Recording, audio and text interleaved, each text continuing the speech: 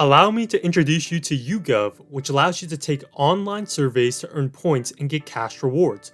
And what I really like about YouGov is that the surveys simply want your opinion about important subjects like politics and public affairs, and it doesn't disqualify you for surveys as often as other sites. So whether you're at home or performing on stage, you can have fun earning spending money for whatever you want, such as a great basketball book. Click the link in the description to make easy cash, and thank you to YouGov for sponsoring this video. In 1997, Rick Pitino was one of the hottest names in the coaching world. He was coming off 2 straight Final Four appearances with Kentucky, including a national championship in '96, and the Boston Celtics needed a coaching change. So they offered Pitino a contract he couldn't refuse, 10 years, $70 million, at the time the richest coaching contract in any sport. And with free reign, Pitino went all in on the full court press. The press is typically a defense reserved for lower levels of basketball to cause havoc. In the NBA, it wasn't the norm, but Pitino had a young Celtics team pressing like madmen. They'd press off dead ball situations, and as we see here, they'd usually press off their own makes as well. Boston picks up 94 feet, and their intense pressure causes a turnover. In terms of the press itself, they definitely mix it up.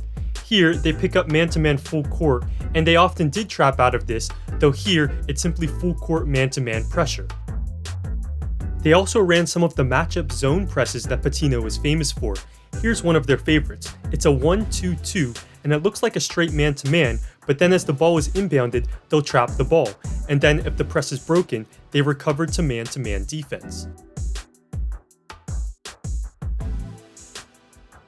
But regardless of the specific alignment, they trapped in the backcourt more than any NBA team I've ever seen. They love to jump the ball, and here, Walter McCarty leaves his man to jump, and this is a super risky strategy. It can result in a steal, or here, Charlotte breaks it to get an open 3.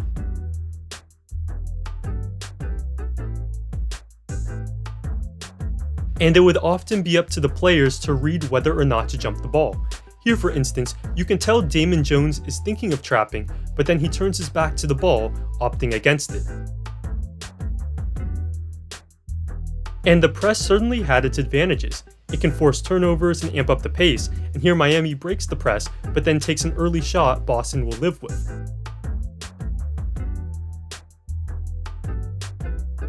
It also takes precious seconds off the 24-second shot clock. Here, Boston looks to jump the ball, and while they don't get the steal, they sprint back and recover. Now, while there may be some mismatches on the floor, the Heat now have less time to score in the half court, and the locked-in defense here forces a bad possession.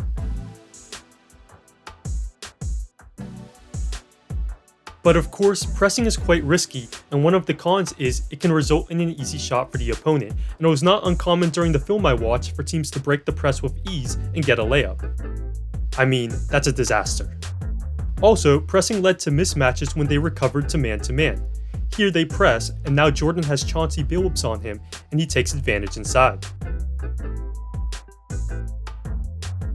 Add in the fact that this is an extremely exhausting style of defense to play over an 82-game season, and you have a bold strategy that produced some staggering results.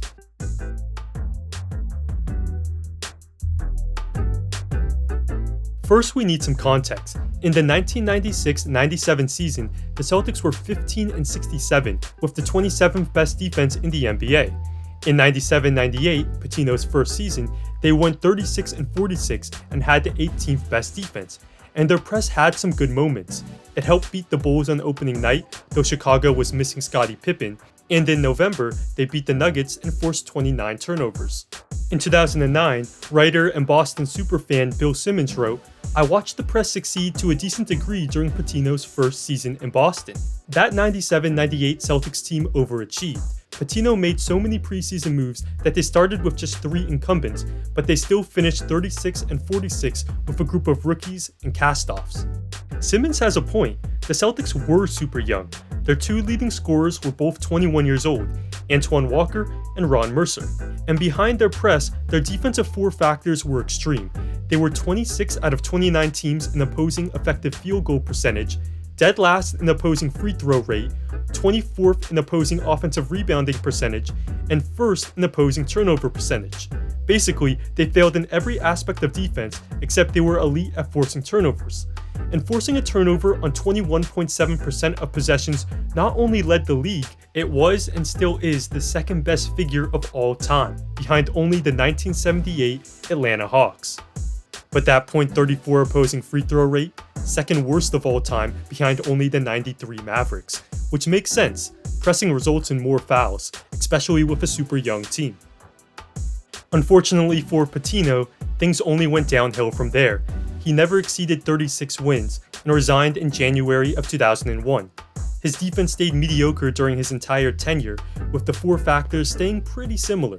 Notably, the Celtics never forced as many turnovers as that 98 season, likely due to them pressing less often and also teams being better prepared to break it. And of course, Pitino's failures far exceeded the damage a press could do. As president, he made bad personnel decisions, including trading future Finals MVP Chauncey Billups midway through his rookie season. He also had issues dealing with his players. Celtics guard D. Brown later said, "Pitino is very much a me person. People come to watch me coach. That's how he thinks." In 2000, Ian Thompson of SI wrote, quote, "Many around the NBA believe Pitino's nagging is the cause of the Celtics' malaise. Pitino insists it's the cure." It's clear his ego and the fact he coached the Celtics like a college team got in the way, and in 2002, the year after Pitino stepped down, the Celtics made the Eastern Conference Finals behind Paul Pierce. Despite being universally regarded as a basketball genius, Pitino is considered the worst coach in Celtics history. In terms of the press, while it had its moments, it was also a point of contention.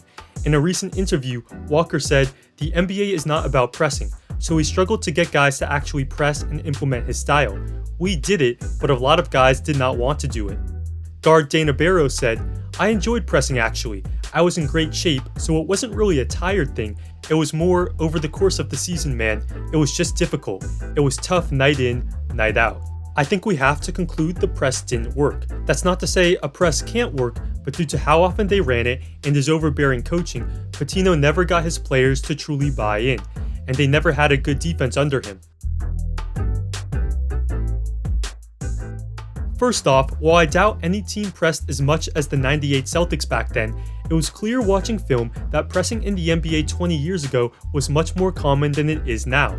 Pitino wasn't completely rogue. The full court press was not the rare defense that it is today, and here the 99 Sixers get after it. To measure the full court press today, what we can do is look at Synergy, which has tracked full court pressing since the 08-09 season. Here are the 5 most frequent pressing teams. The 2020 Sixers with 209 total press possessions, the 2018 Heat, 2 process Sixers teams, and the 2020 Hornets at number 1. 289 press possessions for the Hornets sounds like a lot, but it's only 4.4 per game, and this counts where Rozier applies very light full court pressure on Trae. Charlotte like to apply pressure only after a dead ball, and here Rozier makes life a bit tougher on Rivers with man-to-man pressure.